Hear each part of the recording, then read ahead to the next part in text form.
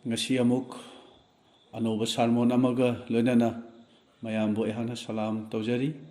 ngasi numit asida ehaki sarmon asigi damakta thamjariba hiram thim adudi apamba khanba haibani masiga mari leinana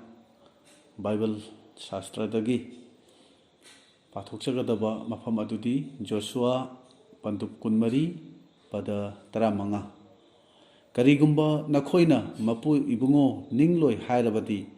nakhoigi napa napu singna ninglamba mesopotamia leibaki lai singdu ningba pambra natraga hojik nakhoina leiriba lamsigi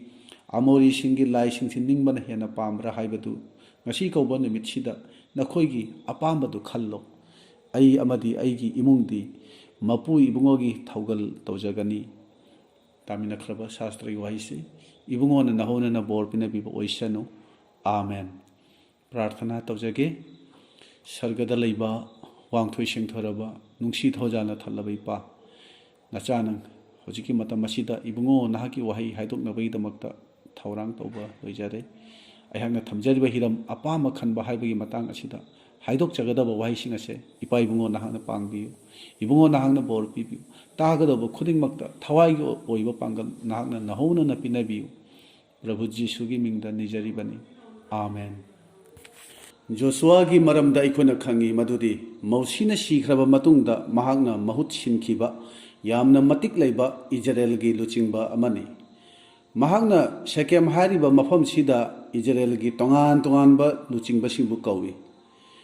mahak masamaksu ahal oiduna siramdai gi matam orakpana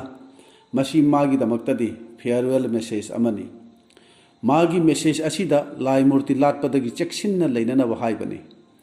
mahangna hai nakhoina karigumba ishorgi matung indragadi nakhoigi nathakta ishorgi asawba wayendu lakani mahangna haibasi nakhoina lai murti ningba pamlabadi ningu adubu apamba ama khanduna warep ama law haina haibani nakhoina lai murti latke khallabasu latlu aingondadi karisu akaiba leite adubu ai amasu aigi imung manungdi mapu ibungogi thaugal tojagani haibani ngasigi numit sida aina haijaningbadi aikhoi khuding maknasu ngasimak warep ama lawgadaba apamba ama khangadaba numitni hojiki matam si warep lawbagi achaba matamni aikhoi taibang panbagi oiba arang araki materialism gi lai murti aikhoi gi nagyata leiriba singdubu ningadara natraga asengba ahingba ishorbu ningadara joshua na miyamduda mangjauna na khanghalli madudi nakhoina ishorbu ningu magi matung illu atopa lai singi matung inganu haina hairi hojiki matam sida aikhoisu apamba ama khanba tai mausinasu miron kayagi mamangda masigi wafam simak israel singda haikhibani mahangna sidringai gi mamangda haikhi aina nakhoda ngasi siba amadi hingba aduga mapu ibungogi bor amadi sirap ani gi marakta apamba khallu haiduna khudong chaba piriba sini nakhoina khangadoriba apamba do karamba no haiba khalhanbagi sakhi oinanaba aina koro amadi malem anibu kauthagani khanba tarabadi nahak amasung nahaki dharana hingnaba hingbadu khallu anisuba wailon kunthagi tramapan mausina hariba wafam si joshua nasu chahi kayagi matungda amuk haikhi miron khudingna masigi wafam je hanna tabatai masigi maramnani afaba wapau si matam pumbada nauduna ta leiriba ariba taningda haibadu oide miron khudingi damak masi asum nauduna ta leirabani aikhoina apama khanba tai taibang pan sida mingchat leiriba miyoising taibang pan babu joy tawkhiba singse makhoi pungning ani longdaba wakhal chetpa makhoi gi pandam du khakta madu khakta da miyeng thamkhiba singni aduna jacob ta hairi chingnariba mahak adudi nungsinna hungat huntha tawriba samudragi ithak ipom gumbani jacob amagi taruk pungning ani longba wakhal chettaba midi hiram khuding makta arepal leite khantamina si jisuga aikhoga leinariba maridu achetpa oiribra thajaba leitaba chingnaribra natraga jisuda hiram pumna makta nga thajaduna mahakna aigi prabhuni kanbiba mapuni hairibra ꯑꯩꯈꯣꯏ ꯑꯌꯥꯝꯕꯒꯤ ꯄꯨꯟꯁꯤꯗ ꯄꯨꯛꯅꯤꯡ ꯑꯅꯤ ꯂꯣꯡꯕ ꯆꯤꯡꯅꯒꯟꯕ ꯊꯥꯖꯒꯟꯗꯕ ꯑꯣꯏ ꯖꯤꯁꯨꯅ ꯙꯔꯃ ꯆꯦꯟꯕ ꯁꯥꯕ ꯄꯥꯞ ꯆꯦꯟꯕꯁꯤꯡꯕꯨ ꯆꯩꯈꯤꯕꯅꯤ ꯃꯈꯣꯏꯗꯨ ꯃꯄꯥꯟꯗꯅ ꯃꯑꯣꯡ ꯑꯃ ꯑꯗꯨꯒ ꯃꯅꯨꯡꯗꯅ ꯃꯑꯣꯡ ꯑꯃ ꯑꯣꯏ ꯙꯔꯃ ꯆꯦꯟꯕꯅꯤ ꯍꯥꯏꯔꯤꯕ ꯃꯇꯝꯗꯨꯒꯤ ꯃꯤꯑꯣꯏꯁꯤꯡꯗꯨꯒ ꯃꯁꯤ ꯃꯥꯒꯤ ꯑꯆꯧꯕ ꯂꯥꯟꯊꯦꯡꯅꯕ ꯑꯃꯅꯤ ꯑꯗꯨꯅ ꯖꯣꯁꯨꯋꯥꯅ ꯄꯨꯛꯅꯤꯡ ꯑꯅꯤ ꯂꯣꯡꯕ ꯑꯣꯏꯒꯅꯨ ꯉꯁꯤꯃꯛ ꯑꯄꯥꯝꯕꯗꯨ ꯈꯜꯂꯨ ꯍꯥꯏꯈꯤꯕꯅꯤ ꯖꯣꯁꯨꯋꯥꯗꯤ ꯂꯥꯟꯃꯤꯁꯤꯡꯒꯤ ꯑꯊꯣꯏꯕ ꯂꯨꯆꯤꯡꯕ ꯑꯃꯅꯤ ꯃꯍꯥꯛꯅ ꯏꯖꯔꯦꯜꯁꯤꯡꯕꯨ ꯂꯥꯟꯐꯝ ꯀꯌꯥꯗ ꯃꯥꯏ ꯄꯥꯛꯍꯟꯈꯤꯕꯅꯤ ꯃꯗꯨ ꯄꯨꯝꯅꯃꯛꯇꯨꯗ ꯏꯁꯣꯔꯅ ꯄꯥꯡꯕꯤꯈꯤ ꯃꯍꯥꯛꯅ ꯍꯥꯏꯔꯤ ꯅꯈꯣꯏꯅ ꯏꯁꯣꯔꯒꯤ ꯊꯧꯒꯜ ꯇꯧꯔꯒꯗꯤ ꯍꯤꯡꯒꯅꯤ ꯑꯇꯣꯞꯄ ꯂꯥꯏ ꯃꯨꯔꯇꯤꯁꯤꯡ ꯈꯨꯔꯨꯝꯂꯒꯗꯤ ꯅꯈꯣꯏ ꯁꯤꯒꯅꯤ ꯑꯗꯨꯒ ꯏꯁꯣꯔꯒꯤ ꯋꯥꯌꯦꯜ ꯕꯤꯆꯥꯔꯗꯨ ꯂꯥꯛꯀꯅꯤ ꯍꯥꯏꯔꯤ ꯍꯥꯏꯔꯤꯕ ꯃꯁꯤꯒꯤ ꯃꯦꯁꯦꯖ ꯑꯁꯦ ꯑꯩꯈꯣꯏꯒꯤꯗꯃꯛꯇ ꯉꯁꯤꯁꯨ ꯍꯣꯡꯕ ꯂꯩꯇꯕꯅꯤ ꯏꯅꯧ ꯅꯧꯕ ꯌꯥꯝꯅ ꯗꯔꯀꯥꯔ ꯇꯥꯕ ꯃꯦꯁꯦꯖ ꯑꯃꯒꯨꯝ ꯑꯣꯏꯔꯤꯕꯅꯤ ꯂꯥꯟꯐꯝ ꯃꯌꯥꯝꯗꯨ ꯂꯣꯏꯔꯕꯗ ꯏꯖꯔꯦꯜꯁꯤꯡꯗꯨ ꯂꯥꯏ ꯃꯨꯔꯇꯤꯔꯣꯝꯗ ꯃꯈꯣꯏꯒꯤ ꯄꯨꯛꯅꯤꯡꯗꯨ ꯑꯣꯟꯁꯤꯟꯈ꯭ꯔꯦ ꯃꯍꯥꯛꯅ ꯏꯖꯔꯦꯜ ꯑꯃꯁꯨꯡ ꯂꯨꯆꯤꯡꯕꯁꯤꯡꯗꯨ ꯃꯈꯣꯏ ꯄꯨꯝꯅꯃꯛ ꯑꯗꯨ ꯁꯦꯀꯦꯝꯗ ꯀꯧꯏ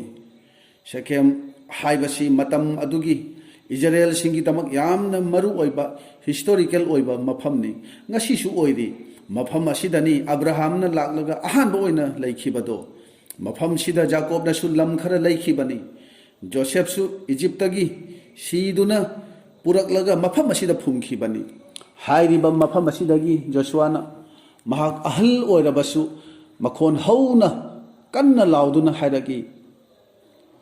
ꯃꯈꯣꯏꯕꯨ ꯀꯔꯝꯅ ꯏꯁꯣꯔꯅ ꯂꯣꯏꯅꯈꯤꯕ ꯄꯥꯡꯕꯤꯈꯤꯕ ꯕꯣꯔ ꯄꯤꯕꯤꯈꯤꯕ ꯍꯥꯏꯕꯗꯣ ꯃꯍꯥꯛꯅ ꯅꯤꯡꯁꯤꯡꯍꯜꯂꯤ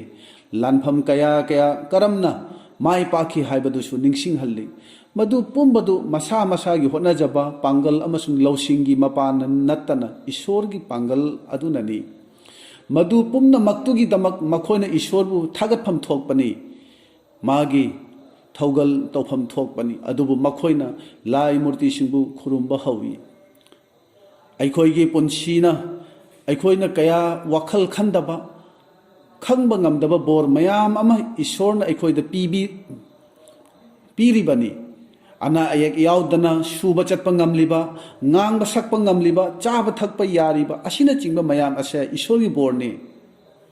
ꯑꯁꯤ ꯃꯌꯥꯝꯁꯤꯒꯤꯗꯃꯛ ꯑꯩꯈꯣꯏꯅ ꯃꯥꯕꯨ ꯌꯥꯝꯅ ꯊꯥꯒꯠꯐꯝ ꯊꯣꯛꯄꯅꯤ ꯑꯗꯨꯕꯨ ꯑꯩꯈꯣꯏꯗꯤ ꯂꯥꯏ ꯃꯨꯔꯇꯤ ꯂꯥꯠꯇꯨꯅ ꯂꯩꯕ ꯃꯌꯥꯝ ꯑꯃ ꯌꯥꯎꯔꯤ ꯅꯨꯡꯁꯤꯅꯗꯕꯒꯤ ꯂꯥꯏ ꯃꯨꯔꯇꯤ ꯀꯂꯛꯄꯒꯤ ꯃꯤꯍꯧꯕꯒꯤ ꯂꯥꯏ ꯃꯨꯔꯇꯤ ꯑꯔꯥꯝ ꯈꯧꯔꯥꯡꯕ ꯄꯦꯟꯕ ꯅꯥꯏꯗꯕ ꯂꯟꯒꯤ ꯂꯥꯏ ꯃꯨꯔꯇꯤ ꯑꯗꯨꯒ ꯍꯥꯠꯅ ꯁꯨꯅꯕꯒꯤ ꯍꯛꯆꯥꯡꯒꯤ ꯑꯄꯥꯝꯕ ꯊꯨꯡꯍꯟꯅꯕꯒꯤ ꯂꯥꯏ ꯃꯨꯔꯇꯤ ꯑꯁꯤ ꯃꯌꯥꯝ ꯑꯁꯤ ꯑꯩꯈꯣꯏꯅ ꯂꯥꯠꯂꯤ ꯑꯁꯤꯒꯨꯝꯕꯒꯤ ꯃꯑꯣꯡ ꯑꯁꯤꯗꯤ ꯌꯥꯔꯣꯏ ꯍꯥꯏꯅ ꯖꯣꯁꯨꯋꯥꯅ ꯍꯥꯏꯔꯤ ꯏꯁꯣꯔꯕꯨ ꯅꯤꯡꯒꯗ꯭ꯔꯥ ꯅꯠꯇ꯭ꯔꯒ ꯂꯥꯏ ꯃꯨꯔꯇꯤꯕꯨ ꯈꯨꯔꯨꯝꯒꯗ꯭ꯔꯥ ꯃꯗꯨ ꯈꯟꯕ ꯇꯥꯏ ꯄꯨꯛꯅꯤꯡ ꯑꯅꯤ ꯂꯣꯡꯕꯗꯨ ꯃꯍꯥꯛꯅ ꯄꯥꯝꯗꯦ ꯄ꯭ꯔꯚꯨ ꯖꯤꯁꯨꯅꯁꯨ ꯄꯥꯝꯗꯦ ꯃꯗꯨꯗꯤ ꯖꯣꯁꯨꯋꯥꯅ ꯍꯥꯏꯔꯤ ꯉꯁꯤ ꯍꯧꯖꯤꯛꯃꯛ ꯑꯄꯥꯝꯕꯗꯨ ꯈꯟꯕ ꯇꯥꯏ ꯑꯗꯨꯅ ꯉꯁꯤ ꯈꯜꯂꯣ ꯍꯌꯦꯡ ꯅꯠꯇꯦ ꯉꯁꯤꯃꯛ ꯅꯈꯣꯏꯅ ꯀꯅꯥꯕꯨ ꯊꯧꯒꯜ ꯇꯧꯒꯅꯤ ꯑꯩꯈꯣꯏꯅꯁꯨ ꯋꯥꯔꯦꯞꯇꯨ ꯉꯁꯤꯃꯛ ꯂꯧꯕ ꯇꯥꯏ ꯍꯌꯦꯡꯗꯤ ꯅꯪ ꯑꯩꯒꯤ ꯂꯥꯛꯇꯕꯁꯨ ꯌꯥꯏ ꯑꯩꯈꯣꯏꯒꯤ ꯄꯨꯟꯁꯤꯗ ꯑꯍꯥꯟꯕ ꯃꯐꯝꯗ ꯂꯩꯔꯤꯕꯗꯨ ꯀꯅꯥꯅꯣ ꯃꯔꯨ ꯑꯣꯏꯅ ꯈꯜꯂꯤꯕꯗꯨ ꯀꯅꯥꯅꯣ ꯖꯤꯁꯨ ꯈ꯭ꯔꯤꯁꯇꯕꯨ ꯑꯩꯒꯤ ꯊꯃꯣꯏꯗ ꯑꯍꯥꯟꯕ ꯃꯐꯝꯗ ꯊꯝꯂꯤꯕ꯭ꯔꯥ ꯅꯠꯇ꯭ꯔꯒ ꯑꯇꯣꯞꯄ ꯀꯅꯥ ꯑꯃꯕꯨ ꯊꯝꯂꯤꯕ꯭ꯔꯥ ꯖꯤꯁꯨꯅꯗꯤ ꯑꯍꯥꯟꯕꯗ ꯃꯥꯕꯨ ꯈꯟꯕꯁꯤ ꯄꯥꯝꯕꯅꯤ ꯊꯃꯣꯏꯗ ꯃꯍꯥꯛꯅ ꯅꯤꯡꯊꯧ ꯑꯣꯏꯕꯁꯦ ꯃꯍꯥꯛꯅ ꯄꯥꯝꯕꯅꯤ ꯊꯃꯣꯏ ꯑꯁꯦ ꯃꯄꯨ ꯑꯅꯤꯒꯤ ꯃꯐꯝ ꯅꯠꯇꯦ ꯑꯩꯁꯦ ꯈ꯭ꯔꯤꯁꯇꯒꯤ ꯑꯣꯏꯕ ꯑꯃ ꯅꯠꯇ꯭ꯔꯒ ꯁꯩꯇꯥꯟꯒꯤ ꯂꯥꯏ ꯃꯨꯔꯇꯤꯁꯤꯡꯒꯤ ꯑꯣꯏꯕ ꯑꯃ ꯉꯁꯤꯒꯤ ꯅꯨꯃꯤꯠꯁꯤꯗ ꯃꯁꯤꯒꯤ ꯋꯥꯐꯝꯁꯤꯗ ꯃꯔꯨ ꯑꯣꯏꯅ ꯈꯜꯂꯒ ꯁꯦꯡꯗꯣꯛꯆꯕꯁꯦ ꯑꯃꯁꯨꯡ ꯈꯪꯍꯟꯖꯕꯁꯦ ꯑꯩꯅ ꯃꯔꯨ ꯑꯣꯏꯅ ꯄꯥꯝꯕꯅꯤ ꯑꯩꯈꯣꯏꯒꯤ ꯏꯆꯤꯜ ꯏꯅꯥꯎꯁꯤꯡꯒꯤ ꯃꯔꯛꯇ ꯊꯥꯖꯕꯅꯤꯗꯤ ꯍꯥꯏꯔꯒ ꯊꯃꯣꯏꯗꯗꯤ ꯖꯤꯁꯨꯅ ꯅꯠꯇꯅ ꯁꯩꯇꯥꯟꯅ ꯅꯤꯡꯊꯧ ꯑꯣꯏꯅ ꯄꯥꯟꯕ ꯃꯌꯥꯝ ꯑꯃ ꯌꯥꯎꯔꯤꯕꯅꯤ ꯃꯗꯨ ꯑꯩꯈꯣꯏ ꯏꯁꯥꯅ ꯋꯥꯈꯜ ꯇꯧꯃꯤꯟꯅꯁꯤ ꯃꯔꯝꯗꯤ ꯑꯩꯈꯣꯏꯅ ꯃꯄꯨ ꯑꯅꯤꯒꯤ ꯃꯤꯅꯥꯏ ꯀꯩꯗꯧꯉꯩꯗꯁꯨ ꯑꯣꯏꯕ ꯉꯝꯂꯣꯏ ꯑꯩꯈꯣꯏꯅ ꯏꯁꯣꯔ ꯑꯃꯁꯨꯡ ꯂꯟ ꯑꯅꯤ ꯑꯁꯤꯗꯒꯤ ꯑꯃ ꯈꯟꯕ ꯇꯥꯏ ꯑꯅꯤꯃꯛꯁꯨ ꯌꯥꯅꯕ ꯆꯠꯄꯗꯨꯗꯤ ꯖꯤꯁꯨ ꯈ꯭ꯔꯤꯁꯇꯅ ꯌꯥꯗꯦ ꯊꯋꯥꯏꯒꯤ ꯑꯣꯏꯕ ꯑꯃꯁꯨꯡ ꯍꯛꯆꯥꯡꯒꯤ ꯇꯥꯏꯕꯪ ꯄꯥꯟꯕꯒꯤ ꯑꯄꯥꯝꯕ ꯑꯅꯤ ꯑꯁꯤꯗꯒꯤ ꯑꯄꯥꯝꯕ ꯑꯃ ꯈꯟꯕ ꯇꯥꯏ ꯑꯅꯤꯃꯛꯁꯤ ꯌꯥꯟꯁꯤꯟꯅꯔꯒ ꯍꯤꯡꯕ ꯄꯨꯟꯁꯤꯗꯨꯗꯤ ꯖꯤꯁꯨꯅ ꯌꯥꯗꯦ ꯍꯛꯆꯥꯡꯒꯤ ꯑꯄꯥꯝꯕ ꯂꯟꯒꯤ ꯃꯤꯍꯧꯕꯒꯤ ꯄꯨꯛꯅꯤꯡ ꯂꯩꯔꯤꯕ ꯊꯃꯣꯏ ꯑꯗꯨꯗ ꯖꯤꯁꯨꯅ ꯂꯩꯇꯕꯅꯤ ꯖꯤꯁꯨꯅ ꯑꯗꯨꯒꯨꯝꯕ ꯃꯤ ꯑꯗꯨꯒꯤ ꯊꯃꯣꯏ ꯑꯗꯨꯗ ꯂꯩꯇꯦ ꯅꯍꯥꯁꯤꯡꯅꯁꯨ ꯉꯁꯤ ꯏꯁꯣꯔꯒꯤ ꯂꯝꯕꯤꯗ ꯆꯠꯄꯁꯤ ꯄꯥꯝꯃꯤ ꯑꯗꯨꯕꯨ ꯈꯔ ꯂꯨꯔꯛꯄ ꯃꯇꯥꯡꯗꯗꯤ ꯃꯥꯏ ꯊꯤꯕ ꯅꯪꯉꯤ ꯑꯗꯨ ꯑꯣꯏꯇꯥꯔꯗꯤ ꯄꯨꯟꯁꯤ ꯑꯗꯣ ꯑꯩꯅ ꯍꯥꯏꯖꯅꯤꯡꯉꯤ ꯄ꯭ꯔꯚꯨ ꯖꯤꯁꯨ ꯈ꯭ꯔꯤꯁꯇꯗ ꯁꯦꯡꯅ ꯀꯠꯊꯣꯛꯑꯣ ꯄ꯭ꯔꯚꯨꯅ ꯑꯄꯥꯝꯕ ꯈꯟꯅꯅꯕ ꯃꯍꯥꯛꯅ ꯁꯣꯏꯗꯅ ꯍꯥꯏꯕꯤꯔꯛꯀꯅꯤ ꯃꯍꯥꯛꯅ ꯑꯁꯨꯝꯅ ꯍꯥꯏꯔꯛꯀꯅꯤ ꯅꯁꯥꯕꯨ ꯌꯥꯖꯗꯕ ꯑꯣꯏꯌꯨ ꯀ꯭ꯔꯣꯁ ꯂꯧꯈꯠꯂꯨ ꯂꯥꯛꯑꯣ ꯑꯩꯒ ꯁꯤꯃꯤꯟꯅꯁꯤ ꯍꯛꯆꯥꯡꯒꯤ ꯑꯅꯤꯡꯕ ꯑꯄꯥꯝꯕ ꯊꯥꯗꯣꯛꯎ ꯏꯁꯣꯔꯗ ꯄꯨꯛꯅꯤꯡ ꯍꯣꯡꯁꯤ ꯃꯥꯒ ꯂꯣꯏꯅꯅ ꯃꯥꯒꯤ ꯀ꯭ꯔꯣꯁ ꯂꯧꯈꯠꯁꯤ ꯍꯥꯏꯅ ꯍꯥꯏꯔꯛꯀꯅꯤ ꯄꯣꯜꯅꯁꯨ ꯍꯥꯏꯔꯤ ꯈ꯭ꯔꯤꯁꯇꯥꯟ ꯍꯥꯏꯕꯁꯤꯗꯤ ꯂꯥꯏ ꯃꯨꯔꯇꯤꯁꯤꯡꯕꯨ ꯊꯥꯗꯣꯛꯇꯨꯅ ꯈ꯭ꯔꯤꯁꯇꯔꯣꯝꯗ ꯑꯣꯟꯁꯤꯟꯕꯗꯨꯅꯤ ꯑꯁꯦꯡꯕ ꯑꯃꯁꯨꯡ ꯑꯍꯤꯡꯕ ꯏꯁꯣꯔꯕꯨ ꯊꯧꯒꯟ ꯇꯧꯖꯕꯗꯨꯅꯤ ꯈ꯭ꯔꯤꯁꯇꯥꯟ ꯍꯥꯏꯕꯁꯤꯗꯤ ꯑꯥꯏꯗꯣꯜ ꯃꯦꯀꯔ ꯅꯠꯇꯦ ꯑꯥꯏꯗꯣꯜ ꯕ꯭ꯔꯦꯀꯔꯅꯤ ꯑꯗꯨꯅ ꯏꯖꯔꯦꯜ ꯑꯄꯨꯝꯕ ꯑꯃꯁꯨꯡ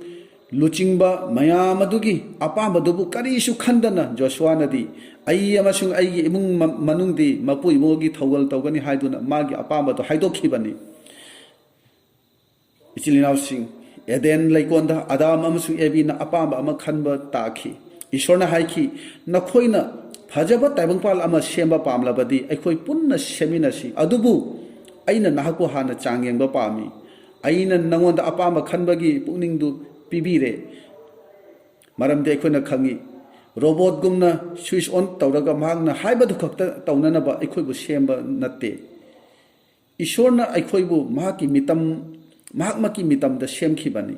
ꯑꯄꯥꯝꯕ ꯈꯟꯕꯒꯤ ꯍꯛ ꯑꯗꯣ ꯃꯍꯥꯛꯅ ꯑꯩꯈꯣꯏꯗ ꯄꯤꯈ꯭ꯔꯕꯅꯤ ꯑꯗꯨꯅ ꯑꯗꯥꯝ ꯑꯃꯁꯨꯡ ꯑꯦꯕꯤꯅ ꯑꯄꯥꯝꯕ ꯈꯟꯕ ꯇꯥꯔꯝꯃꯤ ꯃꯗꯨꯗ ꯃꯈꯣꯏ ꯑꯅꯤꯅ ꯑꯄꯥꯝꯕꯗꯨ ꯑꯔꯥꯟꯕ ꯑꯣꯏꯅ ꯈꯟꯈꯤꯕꯅꯤ ꯃꯈꯣꯏꯅ ꯏꯁꯣꯔꯒꯤ ꯃꯥꯌꯣꯛꯇ ꯋꯥꯔꯦꯞ ꯂꯧꯗꯨꯅ ꯌꯥꯊꯪ ꯊꯨꯒꯥꯏꯈꯤꯕꯅꯤ ꯏꯁꯣꯔꯅꯗꯤ ꯍꯥꯏꯈꯤꯕꯅꯤ ꯅꯈꯣꯏꯅ ꯃꯁꯤ ꯍꯦꯛ ꯇꯧꯕꯗ ꯁꯤꯒꯅꯤ ꯃꯈꯣꯏꯒꯤ ꯋꯥꯔꯦꯞꯇꯨꯒꯤ ꯃꯔꯝꯅ ꯑꯔꯥꯟꯕ ꯈꯟꯈꯤꯕꯒꯤ ꯃꯔꯝꯅ ꯃꯇꯝ ꯑꯗꯨꯗꯒꯤ ꯍꯧꯔꯒ ꯍꯧꯖꯤꯛ ꯐꯥꯎꯕꯗ ꯃꯤꯑꯣꯏꯕꯅ ꯑꯋꯥꯕ ꯅꯪꯂꯤꯕꯅꯤ ꯃꯁꯤ ꯑꯗꯝꯅ ꯂꯩꯀꯣꯜ ꯑꯗꯨꯗ ꯑꯍꯥꯟꯕ ꯇꯧꯈꯤꯕ ꯄꯥꯞ ꯑꯗꯨꯒꯤ ꯃꯔꯝꯅꯅꯤ ꯃꯤꯑꯣꯏꯕꯒꯤ ꯄꯨꯛꯅꯤꯡꯒꯤ ꯑꯄꯥꯝꯕꯁꯦ ꯏꯁꯣꯔꯅ ꯄꯥꯝꯗꯕ ꯃꯑꯣꯡꯗ ꯈꯟꯗꯨꯅ ꯋꯥꯔꯦꯞ ꯂꯧꯕꯁꯤꯅ ꯍꯩꯅꯕꯤ ꯑꯌꯥꯝꯕ ꯑꯣꯏꯕꯅꯤ ꯄꯥꯞꯀꯤ ꯃꯔꯨꯁꯤ ꯄꯣꯛꯂꯛꯄꯗ ꯑꯁꯨꯝ ꯑꯩꯈꯣꯏꯒꯤ ꯅꯨꯡꯗ ꯌꯥꯎꯔꯛꯂꯕꯅꯤ ꯑꯗꯨꯅ ꯄꯥꯞꯁꯤꯅ ꯍꯦꯟꯅ ꯑꯄꯥꯝꯕ ꯍꯩꯅꯕ ꯑꯣꯏ ꯗꯥꯕꯤꯠꯅ ꯍꯥꯏꯔꯤ ꯑꯩꯁꯤ ꯏꯃꯥꯒꯤ ꯒꯔꯚꯅꯨꯡꯗꯒꯤ ꯄꯥꯞꯀꯤ ꯀꯣꯌꯣꯝꯅꯨꯡꯗ ꯆꯥꯎꯔꯛꯂꯕꯅꯤ ꯈꯟꯗꯨꯅ ꯌꯦꯡꯕꯤꯌꯨ ꯑꯩꯈꯣꯏꯁꯤ ꯄꯥꯞꯀ ꯂꯣꯏꯅꯅ ꯄꯣꯛꯂꯛꯂꯕꯅꯤ ꯑꯗꯨꯅ ꯄꯥꯞꯄꯨ ꯑꯄꯥꯝꯕ ꯑꯣꯏꯅ ꯈꯜꯂꯤ ꯑꯗꯨꯒ ꯄꯥꯞꯇ ꯄꯨꯟꯁꯤꯁꯤ ꯂꯦꯜꯂꯤꯕꯅꯤ ꯕꯥꯏꯕꯜꯅ ꯍꯥꯏꯔꯤ ꯑꯩꯈꯣꯏ ꯄꯨꯝꯅꯃꯛꯅ ꯄꯥꯞ ꯇꯧꯔꯦ ꯑꯩꯈꯣꯏ ꯄꯨꯝꯅꯃꯛ ꯂꯥꯏ ꯃꯨꯔꯇꯤ ꯂꯥꯠꯄꯅꯤ ꯑꯗꯥꯝ ꯑꯃꯁꯨꯡ ꯑꯦꯕꯤꯅ ꯑꯄꯥꯝꯕ ꯈꯟꯕ ꯇꯥꯔꯕꯗ ꯑꯔꯥꯟꯕ ꯈꯟꯈꯤꯕꯅꯤ ꯅꯪ ꯑꯩꯅ ꯑꯄꯥꯝꯕ ꯑꯃ ꯈꯟꯕ ꯇꯥꯏ ꯃꯔꯨꯞꯁꯤꯡꯅꯗꯤ ꯖꯤꯁꯨꯒꯤ ꯑꯄꯥꯝꯕꯗ ꯆꯠꯀꯅꯤ ꯍꯥꯏꯅ ꯑꯩꯅ ꯑꯁꯥ ꯇꯧꯏ ꯑꯗꯨꯅ ꯏꯁꯣꯔꯗ ꯍꯥꯏꯁꯤ ꯑꯩ ꯑꯃꯁꯨꯡ ꯑꯩꯒꯤ ꯏꯃꯨꯡ ꯃꯅꯨꯡꯗꯤ ꯖꯤꯁꯨꯒꯤ ꯊꯧꯒꯜ ꯇꯧꯒꯅꯤ ꯑꯄꯥꯝꯕ ꯈꯟꯕꯒꯤ ꯃꯇꯥꯡꯗ ꯕꯥꯏꯕꯜꯅ ꯍꯥꯏꯔꯤ ꯏꯅꯥꯛ ꯈꯨꯟꯕ ꯄꯥꯈꯪ ꯑꯃ ꯂꯩꯔꯝꯃꯤ ꯃꯍꯥꯛꯅ ꯖꯤꯁꯨꯒꯤ ꯃꯅꯥꯛꯇ ꯂꯥꯛꯂꯝꯃꯤ ꯃꯍꯥꯛꯅ ꯄ꯭ꯔꯚꯨ ꯂꯣꯝꯕ ꯅꯥꯏꯗꯕ ꯍꯤꯡꯕ ꯐꯪꯅꯅꯕ ꯀꯔꯤ ꯇꯧꯕ ꯇꯥꯏ ꯍꯥꯏꯅ ꯍꯪꯈꯤ ꯖꯤꯁꯨꯅ ꯃꯥꯕꯨ ꯅꯨꯡꯁꯤꯅ ꯌꯦꯡꯂꯒ ꯍꯥꯏ ꯅꯉꯣꯟꯗ ꯂꯩꯔꯤꯕꯗꯣ ꯌꯣꯟꯊꯣꯛꯎ ꯂꯥꯏꯔꯕꯁꯤꯡꯗ ꯄꯤꯅꯧ ꯀ꯭ꯔꯣꯁ ꯂꯧꯈꯠꯂꯨ ꯑꯗꯨꯒ ꯏꯇꯨꯡ ꯏꯜꯂꯨ ꯅꯍꯥꯗꯨ ꯃꯊꯋꯥꯏ ꯌꯥꯝꯅ ꯅꯨꯡꯉꯥꯏꯔꯝꯗꯦ ꯃꯔꯝꯗꯤ ꯖꯤꯁꯨꯕꯨꯗꯤ ꯃꯍꯥꯛꯅ ꯄꯥꯝꯃꯤ ꯑꯗꯨꯕꯨ ꯖꯤꯁꯨꯗꯒꯤ ꯁꯦꯜꯅ ꯍꯦꯟꯅ ꯃꯍꯥꯛꯅ ꯄꯥꯝꯈꯤꯕꯅꯤ ꯄꯥꯈꯪꯗꯨꯅ ꯀꯔꯤꯒꯨꯝꯕ ꯏꯕꯨꯡꯉꯣ ꯅꯍꯥꯛꯅ ꯍꯥꯏꯕꯗꯨꯃꯛ ꯑꯩꯅ ꯇꯧꯒꯅꯤ ꯍꯥꯏꯔꯝꯂꯕꯗꯤ ꯑꯃꯨꯛ ꯖꯤꯁꯨꯅ ꯃꯉꯣꯟꯗ ꯍꯥꯏꯔꯛꯀꯅꯤ ꯑꯩꯅ ꯅꯪꯒꯤ ꯁꯦꯜ ꯑꯗꯨꯗꯒꯤ ꯅꯪꯒꯤ ꯄꯨꯛꯅꯤꯡ ꯅꯪꯒꯤ ꯊꯃꯣꯏꯗꯨꯅ ꯍꯦꯟꯅ ꯄꯥꯝꯃꯤ ꯍꯥꯏꯅ ꯍꯥꯏꯔꯝꯒꯅꯤ ꯑꯩꯈꯣꯏꯒꯤ ꯊꯃꯣꯏꯗ ꯀꯔꯝꯕ ꯃꯨꯔꯇꯤ ꯂꯥꯠꯂꯤ ꯍꯥꯏꯕꯗꯣ ꯑꯩꯈꯣꯏꯒꯤ ꯃꯑꯣꯡ ꯃꯇꯧ ꯑꯁꯤꯅ ꯑꯩꯈꯣꯏꯒꯤ ꯋꯥꯉꯥꯡ ꯁꯉꯥꯡ ꯑꯩꯈꯣꯏꯒꯤ ꯃꯤꯠꯌꯦꯡ ꯑꯁꯤꯅ ꯑꯁꯨꯝ ꯍꯦꯛꯇ ꯐꯣꯡꯗꯣꯛꯄꯅꯤ ꯍꯧꯖꯤꯛꯀꯤ ꯃꯇꯝ ꯑꯁꯤꯗꯗꯤ ꯃꯣꯕꯥꯏꯜ ꯑꯁꯤꯁꯨ ꯑꯆꯧꯕ ꯂꯥꯏ ꯃꯨꯔꯇꯤ ꯑꯃꯅꯤ ꯑꯩꯈꯣꯏꯅ ꯃꯐꯝ ꯀꯗꯥꯏꯗ ꯆꯠꯄ ꯑꯣꯏꯔꯕꯁꯨ ꯍꯦꯛ ꯐꯝꯊꯕꯗ ꯅꯠꯇ꯭ꯔꯒ ꯇꯥꯟꯖꯥ ꯑꯃ ꯐꯪꯕꯗ ꯃꯣꯕꯥꯏꯜꯗ ꯑꯩꯈꯣꯏꯒꯤ ꯄꯨꯛꯅꯤꯡ ꯑꯁꯦ ꯄꯨꯡꯂꯨꯞ ꯂꯨꯞꯈꯤꯕꯅꯤ ꯑꯩꯈꯣꯏꯒꯤ ꯄꯨꯛꯅꯤꯡ ꯋꯥꯈꯜ ꯑꯁꯦ ꯃꯣꯕꯥꯏꯜ ꯑꯗꯨꯗ ꯊꯝꯕꯅꯤ ꯀꯅꯥ ꯑꯃꯠꯇꯒ ꯋꯥꯔꯤ ꯋꯥꯇꯥꯏ ꯁꯥꯟꯅꯕ ꯌꯦꯡꯅꯕ ꯁꯪꯗꯦ ꯃꯤ ꯃꯌꯥꯝ ꯑꯃ ꯂꯩꯔꯕꯁꯨ ꯑꯩꯈꯣꯏ ꯇꯨꯃꯤꯟꯅ ꯑꯩꯈꯣꯏꯁꯦ ꯂꯩꯕꯅꯤ ꯕꯥꯏꯕꯜꯅ ꯍꯥꯏꯔꯤ ꯅꯍꯥꯛꯅ ꯃꯣꯕꯥꯏꯜ ꯅꯠꯇ꯭ꯔꯒ ꯕꯥꯏꯕꯜ ꯑꯅꯤꯁꯤꯗꯒꯤ ꯑꯃ ꯈꯟꯕ តាꯏ ꯖꯦꯔꯦꯃꯤꯌꯥ 12:9 ꯅꯈꯣꯏꯅ ꯍꯤꯡꯅꯅꯕꯒꯤ ꯂꯝꯕꯤ ꯑꯃꯗꯤ ꯁꯤꯅꯅꯕꯒꯤ ꯂꯝꯕꯤ ꯅꯈꯣꯏꯅ ꯈꯟꯅꯅꯕ ꯑꯩꯅ ꯄꯤꯔꯦ ꯅꯈꯣꯏꯅ ꯀꯔꯝꯕ ꯂꯝꯕꯤꯗꯅꯣ ꯖꯤꯁꯨꯅ ꯍꯥꯏꯔꯤ ꯂꯝꯕꯤ ꯑꯃꯈꯛꯇꯗꯨ ꯑꯩꯅꯤ ꯏꯪꯊꯕꯒꯤ ꯍꯔꯥꯎꯕꯒꯤ ꯂꯝꯕꯤ ꯑꯗꯨ ꯑꯩꯅꯤ ꯂꯣꯝꯕ ꯅꯥꯏꯗꯕꯒꯤ ꯂꯝꯕꯤ ꯄꯥꯞ ꯀꯣꯛꯄꯤꯕꯒꯤ ꯂꯝꯕꯤ ꯑꯗꯨ ꯑꯩꯅꯤ ꯑꯩꯒꯤ ꯏꯄꯥꯅ ꯅꯠꯇꯅ ꯀꯅꯥꯅꯁꯨ ꯏꯄꯥꯒꯤ ꯃꯐꯝꯗ ꯌꯧꯕ ꯌꯥꯕ ꯂꯝꯕꯤ ꯑꯃꯠꯇ ꯂꯩꯇꯦ ꯖꯤꯁꯨꯅ ꯍꯥꯏꯔꯤ ꯅꯪ ꯑꯩꯒꯤ ꯏꯄꯥꯅ ꯏꯄꯥꯒꯤ ꯅꯥꯛꯇ ꯂꯥꯛꯄ ꯇꯥꯏ ꯃꯗꯨꯗ ꯃꯤ ꯑꯌꯥꯝꯕꯅ ꯃꯥꯒꯤ ꯃꯇꯨꯡ ꯏꯟꯅ ꯂꯥꯛꯈꯤꯕ ꯃꯤꯁꯤꯡ ꯑꯗꯣ ꯃꯁꯤꯡ ꯍꯟꯊꯈꯤ ꯖꯤꯁꯨꯅ ꯀ꯭ꯔꯣꯁ ꯃꯊꯛꯇ ꯁꯤꯕꯒꯤ ꯋꯥ ꯑꯗꯨꯒ ꯃꯥꯒꯤ ꯍꯛꯆꯥꯡ ꯆꯥꯕꯒꯤ ꯑꯃꯁꯨꯡ ꯃꯥꯒꯤ ꯏ ꯊꯛꯄꯒꯤ ꯑꯁꯤꯒꯨꯝꯕ ꯌꯥꯝꯅ ꯂꯨꯔꯕ ꯑꯔꯨꯕ ꯋꯥꯐꯝꯁꯤꯡꯗꯨ ꯍꯥꯏꯔꯛꯄꯗ ꯃꯥꯒꯤ ꯁꯦꯕꯣꯛ ꯑꯌꯥꯝꯕ ꯃꯥꯕꯨ ꯊꯥꯗꯣꯛꯇꯨꯅ ꯆꯠꯈꯤꯕꯅꯤ ꯃꯈꯣꯏꯅ ꯍꯥꯏ ꯑꯩꯈꯣꯏꯅꯗꯤ ꯈꯜꯂꯤ ꯄ꯭ꯔꯚꯨ ꯅꯪꯅ ꯅꯤꯡꯊꯧ ꯐꯝꯕꯥꯜꯗ ꯐꯝꯗꯨꯅ ꯑꯩꯈꯣꯏꯒꯤ ꯅꯤꯡꯊꯧ ꯑꯣꯏꯅ ꯄꯥꯟꯒꯅꯤ ꯑꯗꯨꯒ ꯑꯩꯈꯣꯏꯅ ꯔꯣꯝꯁꯤꯡꯕꯨ ꯃꯥꯏꯊꯤꯕ ꯄꯤꯒꯅꯤ ꯑꯩꯈꯣꯏꯅ ꯑꯆꯧ ꯑꯆꯧꯕ ꯐꯨꯔꯥ ꯗꯂꯥꯟ ꯁꯥꯒꯠꯀꯅꯤ ꯐꯖꯕ ꯌꯨꯝ ꯀꯩꯗ ꯍꯔꯥꯎꯅ ꯂꯩꯒꯅꯤ ꯅꯪꯅ ꯁꯤꯒꯅꯤ ꯍꯥꯏꯕꯁꯤꯗꯤ ꯑꯩꯈꯣꯏꯅ ꯈꯜꯂꯨꯗꯦ ꯑꯗꯨꯒ ꯑꯩꯈꯣꯏꯕꯨꯁꯨ ꯅꯪꯅ ꯁꯤꯅꯅꯕ ꯀꯧꯔꯤ ꯑꯩꯈꯣꯏꯅꯗꯤ ꯈꯜꯂꯤ ꯃꯁꯤꯗ ꯅꯪꯒꯤ ꯅꯤꯡꯊꯧ ꯂꯩꯕꯥꯛ ꯂꯩꯒꯅꯤ ꯑꯗꯨꯒ ꯇꯥꯏꯕꯪꯄꯥꯜ ꯄꯨꯝꯕꯗ ꯅꯍꯥꯛꯅ ꯄꯥꯟꯒꯅꯤ ꯃꯗꯨꯗ ꯖꯤꯁꯨꯅ ꯍꯥꯏ ꯍꯣꯏ ꯅꯈꯣꯏꯅ ꯍꯥꯏꯔꯤꯕ ꯃꯌꯥꯝ ꯑꯗꯣ ꯅꯣꯡꯃꯗꯤ ꯁꯣꯏꯗꯅ ꯑꯣꯏꯒꯅꯤ ꯑꯗꯨꯕꯨ ꯍꯧꯖꯤꯛ ꯅꯠꯇꯦ ꯅꯤꯡꯊꯧ ꯂꯨꯍꯨꯞ ꯐꯪꯗ꯭ꯔꯤꯉꯩꯒꯤ ꯃꯃꯥꯡꯗ ꯑꯋꯥꯕꯒꯤ ꯀ꯭ꯔꯣꯁ ꯄꯨꯒꯗꯕ ꯂꯩꯔꯤ ꯑꯩꯈꯣꯏ ꯑꯌꯥꯝꯕꯗꯤ ꯀ꯭ꯔꯣꯁꯇꯤ ꯄꯥꯝꯗꯦ ꯑꯗꯨꯕꯨ ꯂꯨꯍꯨꯞꯇꯤ ꯄꯥꯝꯃꯤ ꯕꯥꯏꯕꯜꯅ ꯍꯥꯏꯔꯤ ꯍꯦꯛ ꯌꯦꯡꯕꯗꯗꯤ ꯑꯆꯨꯝꯕ ꯃꯥꯟꯕ ꯂꯝꯕꯤ ꯃꯌꯥꯝ ꯑꯃ ꯂꯩꯔꯤ ꯑꯗꯨꯕꯨ ꯃꯈꯣꯏ ꯑꯗꯨꯒꯤ ꯄꯟꯊꯨꯡꯗꯨꯗꯤ ꯑꯋꯥꯕ ꯑꯃꯁꯨꯡ ꯑꯃꯥꯡꯕ ꯑꯣꯏ ꯑꯗꯨꯅꯗꯤ ꯀꯔꯝꯕ ꯂꯝꯕꯤꯅꯣ ꯃꯤ ꯈꯔꯅꯗꯤ ꯍꯥꯏꯔꯤ ꯑꯩꯒꯤ ꯄꯨꯛꯅꯤꯡꯅ ꯌꯥꯖꯕ ꯑꯩꯒꯤ ꯄꯨꯛꯅꯤꯡꯅ ꯊꯥꯖꯕ ꯃꯇꯨꯡ ꯏꯟꯅ ꯆꯠꯀꯅꯤ ꯑꯩꯒꯤ ꯄꯥꯝꯖꯕ ꯑꯩꯒꯤ ꯊꯥꯖꯕꯗꯨꯅ ꯑꯩꯒꯤ ꯊꯋꯥꯏꯒꯤ ꯂꯨꯆꯤꯡꯕ ꯑꯣꯏꯕ ꯌꯥꯔꯣꯏ ꯍꯥꯏꯕꯗꯣ ꯑꯩꯈꯣই ꯈꯪꯃꯤꯟꯅꯁꯤ ꯃꯗꯨꯗꯤ ꯅꯪ ꯑꯩꯒꯤ ꯄꯥꯞꯀꯤ ꯃꯔꯝꯅ ꯀꯟꯁꯤꯜꯍꯟꯈ꯭ꯔꯕꯅꯤ ꯑꯅꯧꯕ ꯊꯃꯣꯏ ꯑꯅꯧꯕ ꯄꯨꯛꯅꯤꯡ ꯑꯣꯏꯌꯨ ꯍꯥꯏꯕ ꯌꯥꯗ꯭ꯔꯕꯅꯤ ꯃꯗꯨꯗꯤ ꯑꯁꯤꯕꯒꯨꯝꯕꯅꯤ ꯈꯔꯅ ꯍꯥꯏꯔꯤ ꯑꯩꯅ ꯇꯧꯕ ꯊꯕꯛ ꯈꯨꯗꯤꯡ ꯁꯦꯡꯅ ꯆꯨꯝꯅ ꯍꯥꯏꯕ ꯏꯟꯕ ꯑꯃꯒꯨꯝꯅ ꯇꯧꯒꯅꯤ ꯑꯩꯈꯣꯏꯅ ꯈꯪꯉꯤ ꯐꯨꯠꯕꯣꯜ ꯁꯥꯟꯅꯕꯗ ꯑꯩ ꯏꯁꯥꯅ ꯆꯨꯝꯃꯤ ꯈꯜꯂꯒ ꯁꯥꯟꯅꯔꯕꯁꯨ ꯃꯗꯨꯗ ꯒꯣꯜ ꯆꯜꯂꯕꯁꯨ ꯔꯦꯐ꯭ꯔꯤꯗꯨꯅ ꯌꯥꯗꯦ ꯍꯥꯏꯔꯕꯗꯤ ꯂꯥꯜꯂꯦ ꯍꯥꯏꯈ꯭ꯔꯕꯗꯤ ꯑꯩꯒꯤ ꯒꯣꯜ ꯑꯗꯣ ꯃꯁꯤꯡ ꯆꯜꯂꯣꯏ ꯑꯗꯨꯅ ꯑꯩꯅ ꯈꯜꯂꯤꯕ ꯑꯩꯅ ꯇꯧꯔꯤꯕꯗꯣ ꯕꯥꯏꯕꯜꯅ ꯌꯥꯕ꯭ꯔꯥ ꯖꯤꯁꯨꯅ ꯄꯥꯝꯕ꯭ꯔꯥ ꯍꯥꯏꯕꯗꯣ ꯑꯩꯈꯣꯏ ꯌꯦꯡꯕ ꯇꯥꯏ ꯈꯔ ꯑꯃꯅꯗꯤ ꯍꯥꯏꯔꯤ ꯑꯩꯗꯤ ꯑꯐꯕ ꯊꯕꯛ ꯉꯥꯛꯇ ꯇꯧꯏ ꯆꯦꯔꯤꯇꯤꯗꯁꯨ ꯑꯩꯗꯤ ꯄꯤꯔꯤ ꯏꯁꯣꯔꯅ ꯃꯁꯤ ꯄꯨꯝꯅꯃꯛ ꯑꯁꯦ ꯈꯪꯉꯤ ꯍꯥꯏꯅ ꯃꯈꯣꯏꯅ ꯈꯟꯖꯩ ꯑꯩꯈꯣꯏꯅ ꯈꯪꯕ ꯌꯥꯕꯗꯤ ꯖꯤꯁꯨ ꯌꯥꯎꯗꯅ ꯖꯤꯁꯨ ꯈ꯭ꯔꯤꯁꯇꯒꯤ ꯑꯄꯥꯝꯕ ꯑꯗꯨ ꯌꯥꯎꯗꯅ ꯇꯧꯕ ꯊꯕꯛ ꯈꯨꯗꯤꯡꯃꯛ ꯑꯔꯦꯝꯕꯅꯤ ꯑꯩꯒꯤ ꯈꯜꯂꯒ ꯑꯩꯒꯤ ꯃꯤꯡꯆꯠꯀꯤ ꯈꯜꯂꯒ ꯇꯧꯕ ꯊꯕꯛ ꯉꯥꯛꯇꯅꯤ ꯕꯥꯏꯕꯜꯅ ꯍꯥꯏꯔꯤ ꯊꯥꯖꯕꯒꯤ ꯃꯄꯥꯟꯅ ꯊꯧꯖꯥꯜꯅ ꯅꯈꯣꯏꯕꯨ ꯀꯟꯕꯤꯔꯦ ꯃꯁꯤ ꯏꯁꯣꯔꯗꯒꯤꯅꯤ ꯊꯕꯛꯇꯒꯤ ꯅꯠꯇꯦ ꯃꯔꯝꯗꯤ ꯃꯤ ꯀꯅꯥꯅꯁꯨ ꯆꯥꯎꯊꯣꯛꯇꯅꯕꯒꯤꯅꯤ एफिसा 2:9-10 करिगुंबा नंग अइना अइगी थबक्की मपाना सर्गदा काबा ओइरगदि मफम अदुदसु हाइबदि सर्ग अदुदसु अइखोइना नापल तौगनी अदुगा हाइगनी मयाम यंगबियु अइना अइगी होनजमन्ना सर्ग लेबाक असिदा लाकपनी अइखोइना जिसुगी क्रॉस की मपालतना मफम अदुदा चटपताई महांगना अइखोइगी पाप अयोल अराल पुंबा मसाना याजना मागी मथक्ता थोंगतुना पुखिबनी मसामक अइखोइगी महुत्ता मराल लैबा मी अमा ओइखिबनी मी खरना दिखल्ली अइ इसासे इसाना इसाबु सेंगननबा फाननबा होनगनी हेन्ना फाननबा होनगनी हेन्ना अफबा थबक तौखिगनी हाइना खंजै अदुबु अफबदि सुंतौ तौदे मखोइना अफबा तौबगी पांगल लैते हौजिक फरबसु होरेन फत्ते जिसुदा थवाई हक्चांग असे कत्रि फावबा अफबा ओइबा ngamloi हाइबसे अखोइ खंमिनासि जिसुदा चंगजबा मतमदा अचौबा अहोंगबा अमा अखोइगी पुंसिदा लाकनी अनोबा पुंसिदा हिंगननबा पांगल मदुदा अखोइना फंगनी ख्रिस्तान पुंसिदा हिंगबा ngamnanaba मदुगी पांगल दो फंगनरबा थवाई असेंगबदो अइगी नुंगदा लैबा ताई अइगी पुंसिदगी जिसुबु मीना उबा ताई अइगी इसागी पांगल लौसिंगना ख्रिस्तान पुंसिदा हिंगबा सुंगम ngamloi हाइबसे अखोइ खंमिनासि प्रभु जिसुना हाइरि अखुबा लंबी अदुदा चंगु मरमदी अराउबा लंबी अदुदी पाकी मदुदा चंगबा लाई मदु अमांगबदा ताबनी मदुदा चंगबा मी यामी अदुबु अखुबा लंबीदी चटपदा यामना लुबा यामना चप्पा मदु हिंगबदा तागनी मदु फंगबा मी खरा खक्तनी अइखोइना चटकदबा लंबीसी अखुबा लंबीनी अइखोइ मी खरा अदुदा अइसु अमारा हाइबसे अइखोइ वाखल तौसी अइखोइ लंबी अनि असिदगी अमा खनगदबा खक्ता नते मपु अनिदगिसु अमा खनगदबनी जिसुना हाइ मी कनानासु मपु अनिगी मिनाइ ओइबा ngamloi मरमदी अमाबु नुंगसिरगा अमाबु तुकचगनी नत्रगा अमागी दमक लेपलगा अमाबुदी करिसु नत्तबगुमना खनगनी जिसुना हाइ नखोइना लन अमासु ईश्वरगी मिनाइ ओइबा ngamloi मसी ताबदा लाइबा मालबसु यामना अरुबा वाफम अमनी नंग अइना अपाम्बा अमा खनबा ताई Bible apumbasida apamba khanbagi matangda yamna yawi lambi ani mapu ani khaktagi wafam natte ipa ani dagi ama khanba tai thawai gi ipa ani Johan nipan gi nifu mari da yamna aruba wafam ama hairi nakhoi gi napa shaitan adudagi ni aduga nakhoi gi napa gi apamba du thunghanba nakhoina pami Jisuna hairi nakhoi ayambagi thawai gi napa dudi shaitan gi ni haina hairi mashi aikoina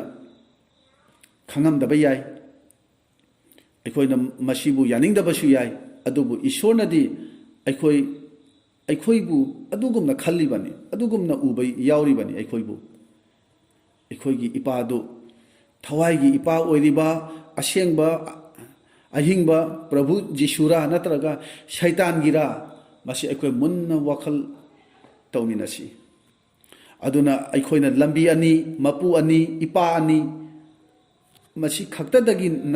natte panthung ani dagi su ama khanbatai madudi sarga natraga norok Professor amana asumna haiki norok lambi gi matang sida Jishuna takpi khiba asumna kana amatana su takpidri aduga sarga chatpagi matang asidasu yamna sengna matik leina Jishuna takpi khiba asumna kanana su takpidri haina asumna haikibani sarga gi lambi se Jishu khaktani magi nakta lakbiu paptagi pungning hongbiu mabu kanbiba mapu ena lawsinbiu mangna hai aigi ipagi yumda laifam yamna lei madu nalamdragadi aina nakhoida haibiram gadabani Prabhu Jishu hojik ipaga loinana sargada leiri mahagna aikhoibu lakpa ngairi aikhoi pumnamaki damak future gi lakadaba matamgi punsi ama leiri bani madugi lomba naidaba punsi do siraga sarga khaktada akon haugadaba natte madudi ngasimak hojik asidagi haugadabani madudi nang aina Jishu gi damak warep lauduna magi apamba aduda chatpa hauba matam adudagi li aduna ngasimak lomba naidaba hingbagi nungaiba haraubado aikhoigi punsida oigadabani maramdi sargagi lambidi Jishu khaktani masigi warep natraga apamba khanbase isana isagi damak lawbatai Joshua nadi ai amasung aigi imung manungdi mapu ibungo bu ningani hairi aigi ipana aigi apamba do khanba yaroi imana su yaroi ichana su yaroi masidi aikhoi isa khaktana isagi warep natraga apamba do khanjagadabani Joshua na khangi mahangna Israel singidamak warep lawba ngamloi makhoi masana apamba do khangadabani aduna masidi aikhoi itomatana khangadaba aikhoi isa itomtana khangadaba apambani ani sumba wayalon kuntragi trama panda mausina hairi ngasi siba amadi hingba aduga mapui bungogi bor amadi sirap ani gi marakta apamba khallo nakhoina khangadawriba apamba do karamba no haiba khangnanaba aina koro amadi malem anibu kauthagani khanba tarabadi nahak amasung nahaki dharana hingba khallu wakhal tominasi masida haibasi dhara charon suron pallibani mapui bungobu amasung magi hingbabu apamba oina khallubagi mahise ai khaktan natana aigi lakadaba charon suron da su phangani hana takpiri Jishu Christabu thajabase asumna miron thangtharakpani haibase khoi khangminaba yabani Ibriagi ai basina taramathogi kunmanga kuntarukta hairi mausina Christagi damak awaba khangbasina Egypt ningthau konungi lan thungi harau nungaiba adudagi di ahen bani haina apamba du khanki mahagna khanki matam kharagi damak paki nungaiba phangbadagi budi ishorgi mi singa loinana awa anang saruk phangminabaduna ahen bani haiduna asumna mahaki apamba du khanki bani Egypt ki mathangi pharo mausina oiba yabani maramdi mahak pharogi machanupi gi machani Egypt ningthaugi Egypt leibak adugi ningthaugi dharani adubu mahangnadi awaba khangbasi oina apamba do khankhibani ishorgi macha singa waminabadu oina mahangna khanki history da mahaki ming lehaurani habase manadi khangba natte mahangna Israel apumbagi luchingba oigani habase sumhana khangba din natte Jehudi singi itihas da Jehudi singi history da mahaki asuk chawna maming lehaurgani habase mahana khangba natte mahak masana apamba khanjabaduda ꯏꯁꯣꯔꯕꯨ ꯊꯥꯖꯔꯒ ꯏꯁꯣꯔꯗ ꯌꯨꯝꯐꯝ ꯑꯣꯏꯔꯒ ꯈꯟꯈꯤꯕꯒꯤ ꯃꯍꯩꯅꯤ ꯃꯍꯥꯛꯅ ꯐꯪꯖꯕꯁꯦ ꯉꯁꯤꯒꯤ ꯅꯨꯃꯤꯠ ꯑꯁꯤꯗ ꯑꯩꯅ ꯍꯥꯏꯖꯅꯤꯡꯕꯗꯤ ꯑꯩꯈꯣꯏ ꯈꯨꯗꯤꯡꯃꯛꯀꯤ ꯍꯧꯈ꯭ꯔꯕ ꯄꯨꯟꯁꯤꯒꯤ ꯑꯐ ꯐꯠꯇ ꯊꯧꯗꯣꯛ ꯑꯃꯃꯝ ꯂꯩꯔꯤꯕꯅꯤ ꯃꯗꯨꯗꯤ ꯑꯩꯈꯣꯏꯅ ꯍꯣꯡꯗꯣꯛꯄ ꯉꯝꯂꯔꯣꯏ ꯑꯗꯨꯕꯨ ꯂꯥꯛꯀꯗꯕ ꯃꯇꯝꯗꯤ ꯌꯥꯝꯅ ꯁꯥꯡꯅ ꯂꯩꯔꯤ ꯇꯥꯏꯕꯪꯄꯥꯟꯁꯤꯗ ꯅꯠꯇ꯭ꯔꯒ ꯇꯥꯏꯕꯪ ꯋꯥꯡꯃꯒꯤ ꯄꯨꯟꯁꯤ ꯑꯣꯏꯔꯕꯁꯨ ꯑꯩꯈꯣꯏꯅ ꯃꯁꯤꯒꯤ ꯃꯔꯝꯗ ꯍꯦꯟꯅ ꯋꯥꯖꯩ ꯋꯥꯐꯝꯁꯨ ꯊꯣꯛꯏ ꯑꯗꯨꯅ ꯑꯩꯈꯣꯏꯒꯤ ꯑꯣꯏꯔꯛꯀꯗꯕ ꯐꯤꯕꯝ ꯑꯃꯁꯨꯡ ꯐꯪꯒꯗꯕ ꯄꯟꯊꯨꯡꯒꯤ ꯋꯥꯔꯦꯞꯇꯨꯗꯤ ꯑꯩꯈꯣꯏꯒꯤ ꯈꯨꯠꯇ ꯂꯩꯔꯤ ꯃꯗꯨꯗꯤ ꯏꯁꯥ ꯏꯁꯥꯒꯤ ꯑꯄꯥꯝꯕ ꯈꯟꯕꯗ ꯑꯐꯕ ꯉꯥꯛꯇ ꯑꯩꯈꯣꯏꯅ ꯑꯣꯏꯍꯟꯕ ꯌꯥꯏ ꯃꯗꯨꯗꯤ ꯄ꯭ꯔꯚꯨ ꯖꯤꯁꯨꯕꯨ ꯄꯥꯝꯖꯅ ꯈꯟꯕꯒꯤ ꯄ꯭ꯔꯚꯨ ꯖꯤꯁꯨꯕꯨ ꯄꯥꯝꯖꯅ ꯈꯟꯕꯒꯤ ꯃꯄꯥꯟ ꯑꯗꯨꯅꯅꯤ ꯑꯗꯨꯅ ꯉꯁꯤ ꯅꯨꯃꯤꯠ ꯑꯁꯤꯗ ꯑꯩꯅ ꯍꯥꯏꯖꯅꯤꯡꯕꯗꯤ ꯄ꯭ꯔꯚꯨ ꯖꯤꯁꯨ ꯑꯃꯁꯨꯡ ꯃꯥꯒꯤ ꯑꯄꯥꯝꯕꯗꯣ ꯑꯩꯈꯣꯏꯅ ꯃꯗꯨꯒꯤ ꯑꯄꯥꯝꯕꯗꯣ ꯑꯣꯏꯅ ꯑꯩꯈꯣꯏꯅ ꯈꯟꯁꯤ ꯍꯥꯏꯕꯁꯦ ꯑꯩꯅ ꯌꯥꯝꯅ ꯀꯟꯅ ꯃꯔꯨꯞꯁꯤꯡꯗ ꯑꯩꯅ ꯍꯥꯏꯖꯅꯤꯡꯕꯅꯤ ꯑꯁꯨꯝꯅ ꯈꯟꯕꯁꯤꯅ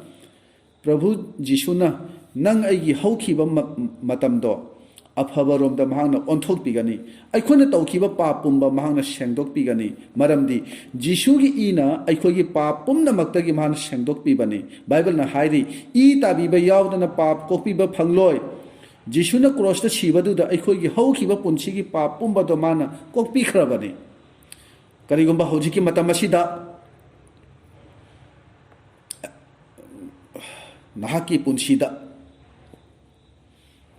ꯅꯍꯥꯛꯀꯤ ꯄꯨꯟꯁꯤꯗ ꯇꯧꯈꯤꯕ ꯄꯥꯞꯁꯤꯡ ꯑꯗꯣ ꯅꯍꯧꯅꯅ ꯅꯤꯡꯁꯤꯡꯂꯛꯂꯕꯗꯤ ꯃꯗꯨ ꯊꯋꯥꯏ ꯑꯁꯦꯡꯕꯅ ꯅꯍꯥꯛꯀꯤ ꯄꯨꯛꯅꯤꯡꯗ ꯅꯤꯡꯁꯤꯡꯍꯜꯂꯤꯕꯅꯤ ꯍꯥꯏꯕꯁꯦ ꯑꯩꯈꯣꯏ ꯈꯪꯃꯤꯟꯅꯁꯤ ꯑꯩꯈꯣꯏꯅ ꯈꯪꯉꯤ ꯅꯣꯡꯃꯗꯤ ꯁꯣꯏꯗꯅ ꯖꯤꯁꯨꯒꯤ ꯋꯥꯌꯦꯜ ꯐꯝꯕꯩ ꯃꯥꯡꯗ ꯂꯦꯞꯀꯅꯤ ꯋꯥꯌꯦꯜꯒꯤ ꯅꯨꯃꯤꯠ ꯑꯗꯨꯗꯗꯤ ꯅꯍꯥꯛꯅ ꯀꯅꯥꯁꯨ ꯈꯪꯍꯟꯗꯅ ꯂꯣꯟꯅ ꯇꯧꯈꯤꯕ ꯄꯥꯞ ꯄꯨꯝꯅꯃꯛ ꯃꯇꯝ ꯑꯗꯨꯗꯗꯤ ꯃꯤ ꯄꯨꯝꯅꯃꯛꯀꯤ ꯃꯃꯥꯡꯗ ꯑꯔꯣꯟꯕ ꯑꯊꯨꯞꯄ ꯂꯩꯇꯅ ꯏꯐꯣꯡ ꯐꯣꯡꯅ ꯎꯔꯒꯅꯤ ꯑꯗꯨꯕꯨ ꯅꯨꯡꯁꯤꯔꯕ ꯃꯔꯨꯞꯁꯤꯡ ꯖꯤꯁꯨꯅ ꯃꯗꯨ ꯄꯨꯝꯕꯗꯣ ꯉꯁꯤꯁꯨ ꯉꯥꯛꯄꯤꯕ ꯄꯥꯝꯃꯤ ꯉꯥꯛꯄꯤꯕꯁꯤꯗꯒꯤ ꯍꯦꯟꯅ ꯅꯍꯥꯛꯄꯨ ꯙꯔꯃ ꯆꯦꯟꯕ ꯑꯣꯏꯍꯟꯕ ꯄꯥꯝꯃꯤ ꯀꯩꯗꯧꯉꯩꯗꯁꯨ ꯄꯥꯞ ꯇꯧꯈꯤꯗꯕ ꯑꯁꯦꯡꯕ ꯑꯣꯏꯍꯟꯕ ꯄꯥꯝꯃꯤ ꯃꯍꯥꯛꯅ ꯅꯍꯥꯛꯀꯤ ꯍꯧꯈꯤꯕ ꯄꯨꯟꯁꯤꯒꯤ ꯄꯥꯞꯁꯤꯡ ꯑꯗꯣ ꯀꯣꯛꯄꯤꯈꯔꯦ ꯍꯥꯏꯕꯁꯤ ꯊꯥꯖꯕꯗ ꯃꯁꯤ ꯀꯌꯥꯗ ꯅꯨꯡꯉꯥꯏꯈ꯭ꯔꯕ ꯋꯥ ꯄꯥꯎꯅꯣ ꯅꯍꯥꯛ ꯑꯁꯦꯡꯕ ꯍꯥꯏꯗꯣ ꯑꯣꯏꯈ꯭ꯔꯕꯅꯤ ꯑꯗꯨꯒ ꯏꯁꯣꯔꯅ ꯑꯌꯣꯜ ꯑꯔꯥꯟꯁꯤꯡꯗꯣ ꯑꯃꯨꯛ ꯍꯟꯅ ꯅꯤꯡꯁꯤꯡꯂꯔꯣꯏ ꯃꯔꯝ ꯑꯁꯤꯅ ꯑꯩꯈꯣꯏꯅ ꯑꯩꯈꯣꯏꯒꯤ ꯑꯄꯥꯝꯕ ꯈꯟꯕꯁꯦ ꯌꯥꯝꯅ ꯃꯔꯨ ꯑꯣꯏ ꯊꯦꯡꯊꯔꯤꯕ ꯃꯈꯩ ꯏꯁꯥꯒꯤ ꯑꯄꯥꯝꯕ ꯈꯟꯗꯨꯅ ꯋꯥꯔꯦꯞ ꯂꯧꯕꯗ ꯋꯥꯒꯅꯤ ꯑꯩꯈꯣꯏꯅ ꯑꯄꯥꯝꯕ ꯈꯟꯗꯕꯁꯤꯁꯨ ꯐꯠꯇꯕ ꯑꯄꯥꯝꯕ ꯑꯃꯅꯤ ꯑꯩꯈꯣꯏꯅ ꯏꯁꯣꯔꯒꯤ ꯑꯣꯏꯕ ꯑꯄꯥꯝꯕ ꯈꯟꯗꯕ ꯋꯥꯔꯦꯞ ꯂꯧꯗꯕꯁꯤꯅ ꯏꯁꯣꯔꯒꯤꯗꯃꯛ ꯋꯥꯔꯦꯞ ꯂꯧꯔꯣꯏ ꯑꯄꯥꯝꯕꯗꯨ ꯈꯜꯂꯣꯏ ꯍꯥꯏꯗꯨꯅ ꯏꯁꯣꯔꯒꯤ ꯃꯥꯌꯣꯛꯇ ꯑꯩꯈꯣꯏꯅ ꯋꯥꯔꯦꯞ ꯂꯧꯔꯤꯕꯅꯤ ꯄꯨꯛꯅꯤꯡꯗ ꯊꯋꯥꯏꯒꯤ ꯈꯣꯟꯖꯦꯜ ꯂꯥꯛꯂꯕꯗꯤ ꯍꯧꯖꯤꯛꯃꯛ ꯑꯄꯥꯝꯕꯗꯨ ꯈꯜꯂꯁꯤ ꯕꯥꯏꯕꯜꯅ ꯍꯌꯦꯡꯒꯤꯗꯃꯛ ꯍꯥꯏꯗꯕꯅꯤ ꯍꯌꯦꯡꯒꯤꯗꯃꯛ ꯀꯩꯗꯧꯉꯩꯗꯁꯨ ꯕꯥꯏꯕꯜꯅ ꯍꯥꯏꯔꯝꯗꯦ ꯉꯁꯤꯃꯛ ꯏꯁꯣꯔꯗ ꯆꯪꯖꯁꯤ ꯉꯁꯤꯃꯛ ꯑꯩꯈꯣꯏꯅ ꯑꯄꯥꯝꯕꯗꯣ ꯈꯜꯍꯧꯗ꯭ꯔꯒꯗꯤ ꯋꯥꯔꯦꯞ ꯑꯗꯨ ꯂꯧꯗ꯭ꯔꯒꯗꯤ ꯐꯠꯇ꯭ꯔꯕ ꯃꯇꯝ ꯑꯁꯤꯅ ꯑꯩꯈꯣꯏꯒꯤ ꯋꯥꯔꯦꯞ ꯑꯗꯨ ꯂꯧꯈꯤꯒꯅꯤ ꯏꯆꯤꯜ ꯏꯅꯥꯎꯁꯤꯡꯅ ꯈꯟꯕ ꯌꯥꯏ ꯃꯇꯥꯡꯁꯤꯗ ꯍꯧꯖꯤꯛ ꯑꯩꯈꯣꯏꯅ ꯀꯔꯤ ꯇꯧꯕ ꯇꯥꯏ ꯍꯥꯏꯅ ꯋꯥꯐꯝ ꯑꯍꯨꯝꯈꯛ ꯑꯍꯥꯟꯕꯗꯗꯤ ꯑꯩꯈꯣꯏꯅ ꯄꯥꯞꯇꯒꯤ ꯄꯨꯛꯅꯤꯡ ꯍꯣꯡꯕ ꯇꯥꯏ ꯃꯁꯤꯅ ꯈꯪꯍꯟꯕꯁꯤꯗꯤ ꯑꯩꯒꯤ ꯐꯠꯇꯕ ꯑꯄꯥꯝꯕ ꯐꯠꯇꯕ ꯍꯩꯅꯕꯤꯁꯤꯡꯗꯨ ꯍꯣꯡꯗꯣꯛꯅꯕꯒꯤꯗꯃꯛ ꯊꯧꯔꯥꯡ ꯇꯧꯕ ꯍꯥꯏꯕꯅꯤ ꯑꯗꯨꯒ ꯑꯩꯒꯤ ꯄꯥꯞꯇꯨ ꯏꯁꯥꯅ ꯌꯥꯖꯕ ꯑꯗꯨꯒ ꯏꯁꯣꯔꯒꯤ ꯃꯤꯠꯌꯦꯡꯗ ꯃꯁꯤ ꯀꯌꯥꯗ ꯇꯨꯀꯠꯆꯅꯤꯡꯉꯥꯏꯅꯣ ꯍꯥꯏꯕꯁꯤ ꯈꯪꯕ ꯏꯁꯣꯔꯕꯨ ꯊꯃꯣꯏ ꯑꯄꯨꯝꯕ ꯊꯋꯥꯏ ꯑꯄꯨꯝꯕ ꯑꯃꯁꯨꯡ ꯄꯨꯛꯅꯤꯡ ꯑꯄꯨꯝꯕ ꯌꯥꯎꯅ ꯅꯨꯡꯁꯤꯕ ꯑꯗꯨꯒ ꯏꯁꯣꯔꯕꯨ ꯄꯨꯟꯁꯤꯒꯤ ꯇꯥꯡꯐꯝ ꯈꯨꯗꯤꯡꯗ ꯑꯍꯥꯟꯕ ꯃꯐꯝꯗ ꯊꯝꯕ ꯃꯍꯥꯛ ꯑꯩꯒꯤ ꯄ꯭ꯔꯚꯨꯈꯛ ꯅꯠꯇꯅ ꯑꯩꯒꯤ ꯃꯄꯨꯁꯨ ꯑꯣꯏꯒꯅꯤ ꯍꯥꯏꯕꯅꯤ ꯃꯍꯥꯛꯀ ꯑꯩꯈꯣꯏꯒ ꯃꯔꯤꯗꯨ ꯆꯦꯠꯇꯦ ꯍꯥꯏꯕꯁꯦ ꯃꯍꯥꯛꯅ ꯁꯦꯡꯅ ꯈꯪꯉꯤ ꯑꯗꯨꯅ ꯄꯨꯛꯅꯤꯡ ꯍꯣꯡꯕ ꯇꯥꯏ ꯑꯅꯤꯁꯨꯕꯗꯗꯤ ꯄ꯭ꯔꯚꯨ ꯖꯤꯁꯨꯕꯨ ꯊꯥꯖꯕꯒ ꯂꯣꯏꯅꯅ ꯂꯧꯁꯤꯟꯖꯕ ꯃꯁꯤꯅ ꯇꯥꯛꯄꯗꯤ ꯑꯩꯒꯤ ꯑꯁꯥ ꯄꯨꯝꯕ ꯖꯤꯁꯨꯗ ꯊꯝꯕ ꯃꯉꯣꯟꯗ ꯉꯥꯊꯖꯗꯨꯅ ꯍꯤꯡꯕꯁꯤꯅꯤ ꯑꯍꯨꯝꯁꯨꯕꯗꯤ ꯃꯥꯒꯤ ꯃꯇꯨꯡ ꯏꯟꯕ ꯁꯦꯡꯅ ꯆꯨꯝꯅ ꯍꯥꯏꯕ ꯏꯟꯕ ꯁꯦꯕꯣꯛ ꯑꯃꯒꯨꯝꯅ ꯃꯥꯒꯤ ꯋꯥꯍꯩꯁꯤꯡꯕꯨ ꯃꯔꯨ ꯑꯣꯏꯅ ꯂꯧꯗꯨꯅ ꯉꯥꯛꯄ ꯑꯁꯨꯝꯅ ꯑꯩꯈꯣꯏꯅ ꯋꯥꯔꯦꯞ ꯂꯧꯔꯕꯗꯤ ꯑꯩꯈꯣꯏꯗ ꯑꯆꯧꯕ ꯑꯍꯣꯡꯕ ꯑꯃ ꯑꯩꯈꯣꯏꯒꯤ ꯄꯨꯟꯁꯤꯗ ꯂꯥꯛꯀꯅꯤ ꯃꯁꯤꯒꯤ ꯑꯄꯥꯝꯕ ꯑꯃꯁꯨꯡ ꯃꯁꯤꯒꯤ ꯋꯥꯔꯦꯞꯇꯣ ꯍꯧꯖꯤꯛꯃꯛ ꯂꯧꯔꯁꯤ ꯍꯌꯦꯡꯁꯤꯗꯤ ꯅꯪ ꯑꯩꯒꯤꯗꯃꯛ ꯂꯥꯛꯇꯕꯁꯨ ꯌꯥꯏ ꯃꯇꯝ ꯑꯁꯦ ꯄꯨꯛꯅꯤꯡ ꯑꯅꯤ ꯂꯣꯡꯗꯨꯅ ꯂꯩꯊꯣꯛꯀꯗꯕ ꯃꯇꯝ ꯅꯠꯇ꯭ꯔꯕꯅꯤ ꯉꯁꯤꯃꯛ ꯃꯁꯤꯒꯤ ꯑꯄꯥꯝꯕꯁꯦ ꯈꯜꯂꯁꯤ ꯇꯥꯃꯤꯟꯅꯈ꯭ꯔꯕ ꯋꯥꯍꯩꯁꯦ ꯑꯩꯈꯣꯏ ꯃꯌꯥꯝꯒꯤ ꯃꯊꯛꯇ ꯏꯕꯨꯡꯉꯣꯅ ꯕꯣꯔ ꯄꯤꯅꯕꯤꯕ ꯑꯣꯏꯔꯁꯅꯨ ꯑꯥꯃꯦꯟ